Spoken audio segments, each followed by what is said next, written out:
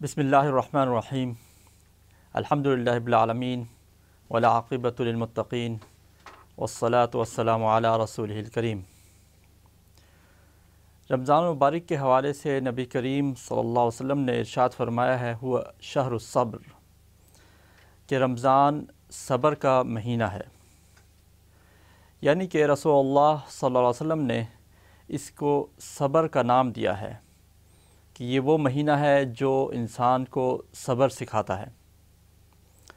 آئیے دیکھتے ہیں کہ یہ مہینہ کیسے ہماری زندگیوں میں صبر کے جذبات کو، صبر کو ہمارے اندر پیدا کر سکتا ہے۔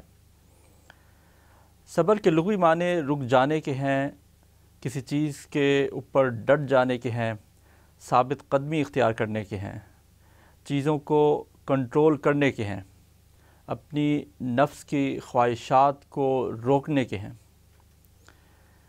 تو اس طرح ہم دیکھتے ہیں کہ یہ ایک صبر کا مفہوم ہے، لیکن ہماری زندگیوں میں ہم محسوس کرتے ہیں کہ صبر وہ ہے کہ جب انسان کے اوپر کوئی آزمائش آئے، کوئی مشکل آئے، کوئی کڑا وقت آئے، تو اس وقت وہ زبان سے کوئی برے القاب نہ نکالے، بری بات نہ کرے، اللہ اور اس کے فیصلے پر راضی رہے، تو یہ صبر ہے، یہ بھی صبر ہے۔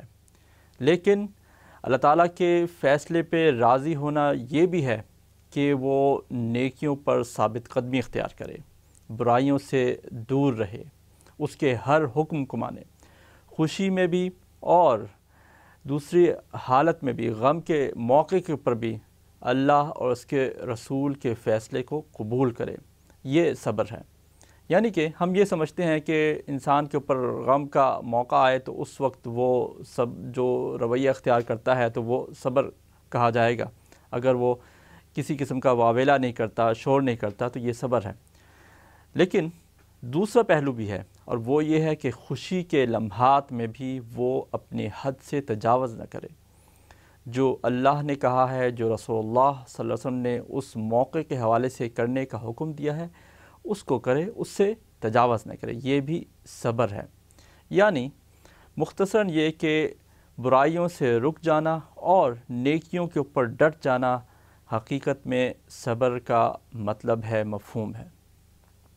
رسول اللہ صلی اللہ علیہ وسلم کی ایک اور حدیث ہے جس میں انہوں نے صبر کو اپنانے کا کہا ہے کہ روزہ کیسے صبر سکھاتا ہے۔ رسول اللہ صلی اللہ علیہ وسلم کا ارشاد ہے کہ اذا كان يوم صوم احدكم فلا يرفث فإن سابه احد او قاتله فليقل اني امرؤ صائم، کہ اگر تم میں سے کسی کا جب روزہ ہو اور اس کو کوئی گالی دے، کوئی اس کے ساتھ لڑائی کرے، تو اسے وہ کہے کہ میں تو روزے سے ہوں، میں روزے دار ہوں۔ یعنی کہ جس طرح کا رویہ تم میرے ساتھ اختیار کر رہے ہو، لڑائی کا، گالی گلوچ کا، وہ والا رویہ میں اختیار نہیں کر سکتا۔ میرا روزہ مجھے اس رویے کو اختیار کرنے سے روک رہا ہے۔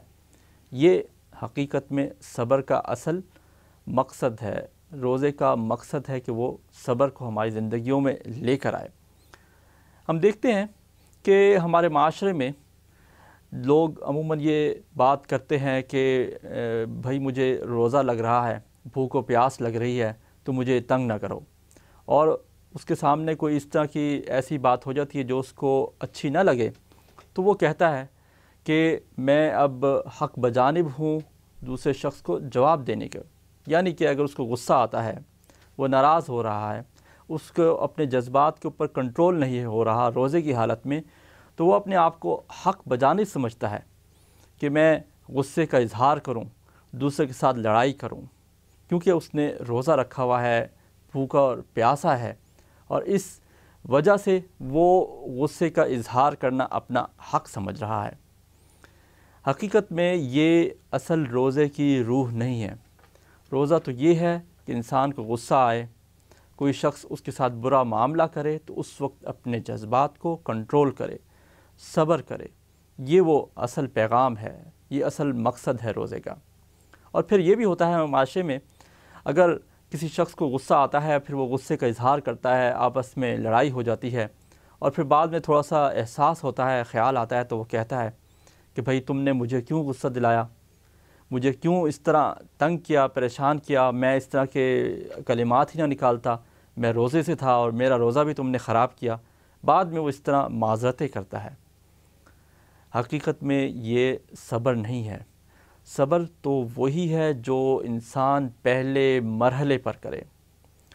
نبی کریم صلی اللہ علیہ وسلم ایک دفعہ ایک قبر کے پاس سے گزرے تو دیکھا کہ وہاں پر ایک عورت بیٹھی ہوئی رو رہی ہے۔ رسول اللہ صلی اللہ علیہ وسلم نے اس کو کہا کہ صبر کرو اور اس طرح واویلا نہ کرو۔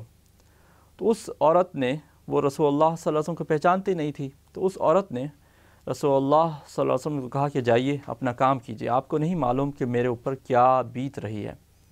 رسول اللہ صلی اللہ علیہ وسلم اپنے حجرے میں آ گئے۔ اس عورت کو کسی نے بتایا کہ یہ تو رسول اللہ صلی اللہ علیہ وسلم تھے۔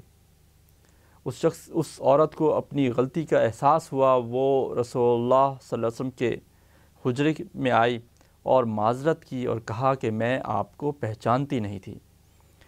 تو رسول اللہ صلی اللہ علیہ وسلم نے کہا الصبر عند الصدمۃ الاولی، کہ صبر تو وہی ہے جو انسان اپنے دل پر پہلی چوٹ لگنے پر کرے، یعنی کہ شروع سے ہی وہ رویہ اختیار کیا جائے جو اللہ اور اس کے رسول صلی اللہ علیہ وسلم کو پسند ہے۔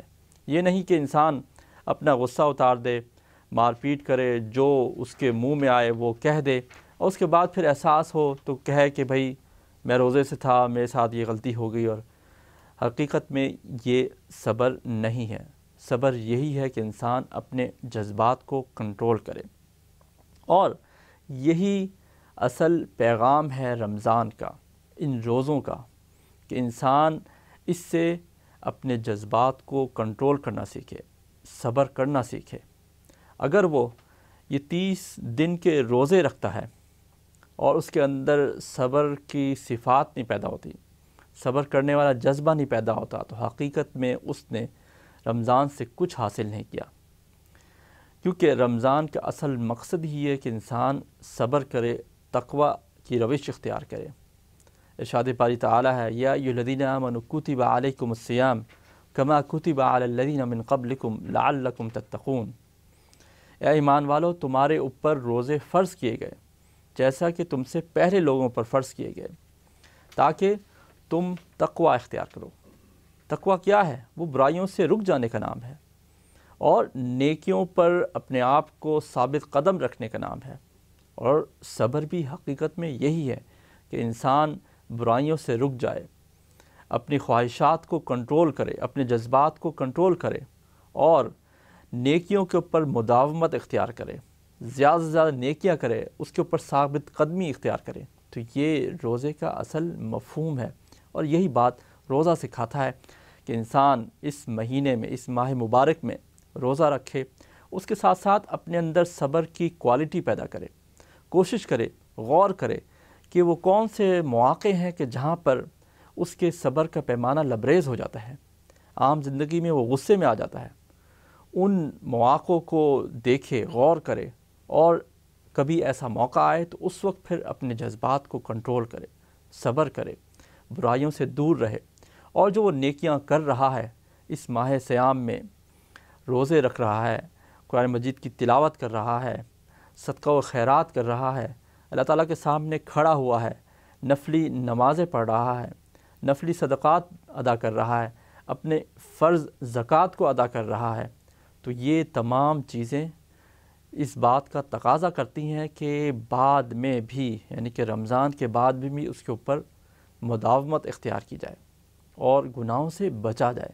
تو یہ اصل مقصد ہے، یہ اصل پیغام ہے، یہ اصل روزے کا فلسفہ ہے کہ انسان یہاں سے صبر کی کوالٹی، تقوی اپنے اندر پیدا کرے، اور ان چیزوں کے اپنی زندگی کے اندر رائج کرنے کی کوشش کرے، تاکہ اس کے باقی سارے ایام، باقی سارے 11 مہینے بھی اسی جذبے کے ساتھ، اسی نیکی کے روش کے ساتھ، تقوی کے ساتھ، صبر کے ساتھ گزریں۔ اللہ تعالیٰ سے دعا ہے کہ ہمیں اس ماہ صیام سے بھرپور فائدہ اٹھانے کی توفیق عطا فرمائے۔ صبر کی کوالٹی اپنے اندر پیدا کرنے کی توفیق عطا فرمائے۔ وآخر دعوانا ان الحمد للہ رب العالمین۔